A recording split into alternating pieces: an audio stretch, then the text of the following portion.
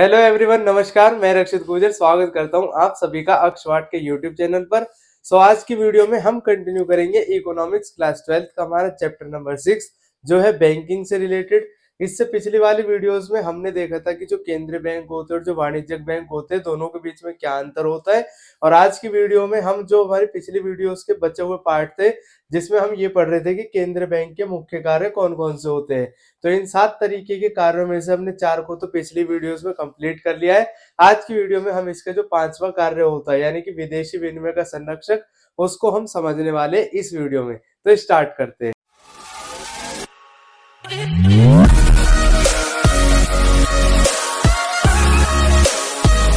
विदेशी विनिमय का संरक्षक। विदेशी विनिमय का मतलब होता है विदेशी मुद्रा। तो विदेशी मुद्रा का हमें पता है कि जो केंद्रीय बैंक होता है वही संरक्षण करता है किसी भी देश में। जितने भी वाणिज्यिक बैंक होते हैं उनका विदेशी मुद्रा का संरक्षण करने की कोई जिम्मेदारी नहीं होती है। हालांकि वो अपने पास में कुछ विदेशी मुद्रा को खरीद सकते हैं, बेच सकते हैं अपने लाभ के लिए। तो जो केंद्रीय बैंक होता है वो देश के विदेशी विनिमय कोषों का संरक्षक के रूप में कार्य करता है। यानी कि जो देश के अंदर विदेशी विनिमय होती है, विदेशी मुद्रा होती है, उसके संरक्षण का काम करता है। अब ये कैसे करता है इसका संरक्षण? यह विनिमय दर को स्थिरता प्रदान करने के लिए प्रबंधित तरलशीलता का प्रयोग करता है। यानी कि जो विदेशी विनिमय का संरक्षण करेगा यह विनिमय दर के माध्यम से करेगा, एक्सचेंज रेट के माध्यम से करता है। और एक्सचेंज रेट को एक सामान्य स्थिति में लाने के लिए, स्थिरता प्रदान करने के लिए यह प्रबंधित तरलशीलता का प्रयोग करता है। अब सबसे पहले हम ये देखेंगे कि विनिमय दर क्या होता है। विनिमय दर का मतलब होता है एक्सचेंज रेट, यानी कि जिसके बदले में पैसा लिया जाता है। फॉर एग्जाम्पल, अगर हमें एक यूएस डॉलर खरीदना है तो उसके बदले में कितने इंडियन करेंसी को देना होगा जिससे हमें वो यूएस डॉलर मिल सके, तो वो हो जाएगा एक्सचेंज रेट। तो एक्सचेंज रेट को स्थिरता प्रदान करने का काम होता है केंद्रीय बैंक का। अब ये स्थिरता कैसे प्रदान करेगा? ये प्रदान करता है प्रबंधित तरलशीलता के माध्यम से। अब प्रबंधित तरलशीलता क्या होती है, जिसको इंग्लिश में मैनेज फ्लोटिंग कहते हैं। मैनेज फ्लोटिंग का मतलब होता है घरेलू अर्थव्यवस्था में विनिमय दर में स्थिरता प्राप्त करने के लिए विदेशी मुद्रा को खरीदना और बेचना। यानी कि अगर हम इसको डायरेक्टली समझे कि मैनेज फ्लोटिंग का मतलब होता है विदेशी मुद्रा को खरीदना और बेचना।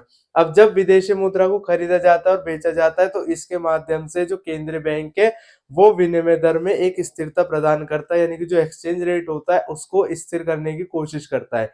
अब ये कैसे होता है? फॉर एग्जाम्पल, विनिमय दर में यानी कि एक्सचेंज रेट में स्थिरता प्रदान करने के लिए केंद्रीय बैंक क्या करेगा? जैसे अगर वो किसी भी देश की विदेशी मुद्रा है यानी कि कोई भी करेंसी किसी भी देश की, उसको ज्यादा से ज्यादा खरीदना चालू कर देगा। तो जब वो ज्यादा से ज्यादा खरीदेगा तो उससे क्या होगी, उसकी जो करेंसी है उसकी डिमांड बढ़ जाएगी। और जब उसकी मार्केट में डिमांड बढ़ जाएगी तो उसके बाद हमें पता है उसका रेट अपने आप बढ़ जाता है। अगर किसी भी चीज की डिमांड बढ़ जाएगी तो उसका रेट अपने आप बढ़ जाता है, ये बात हमें पहले से पता है। इसके अलावा अगर केंद्रीय बैंक को ये लग रहा है कि इस करेंसी का जो वैल्यू है उसको कम करना है तो केंद्रीय बैंक क्या करेगा, उसको बेचने स्टार्ट कर देगा। और अगर बाजार के अंदर किसी चीज की ज्यादा सप्लाई हो जाएगी, यानी कि जब केंद्रीय बैंक उस मुद्रा को ज्यादा बेचेगा तो मार्केट के अंदर उसकी सप्लाई ज्यादा हो जाएगी। और जब किसी चीज की सप्लाई ज्यादा हो जाती है तो उसका प्राइस ऑटोमेटिक कम हो जाता है। तो जो केंद्रीय बैंक होता है वो विनिमय दर को स्थिरता प्रदान करने के लिए जो विदेशी मुद्रा होती है करेंसी को खरीदना चालू कर देता है और बेचना चालू कर देता है। आई होप आपको समझ में आया होगा कि जो केंद्रीय बैंक होता है वो विदेशी विनिमय का संरक्षक होता है। और विदेशी मुद्रा का संरक्षण ये कैसे करता है? ये प्रबंधित तरलशीलता का प्रयोग करता है, यानी कि जो मुद्रा होती है विदेशी मुद्रा उसको खरीदना और बेचना चालू करता है। जब उसको खरीदेगा और बेचेगा तो उसके माध्यम से विनिमय दर को एक संतुलन प्रदान करता है। तो ये थी हमारी वीडियो, आई होप आपको समझ में आया होगा। अब इसी तरह की जो और भी वीडियोस है वो आपको मिल जाएंगे एक्सपर्ट के यूट्यूब चैनल पर। अब हम मिलेंगे अपनी नेक्स्ट वीडियो सीरीज में, तब तक के लिए खुश रहे, स्वस्थ रहे और जुड़े रहे एक्सपर्ट के साथ। जय हिंद, जय भारत।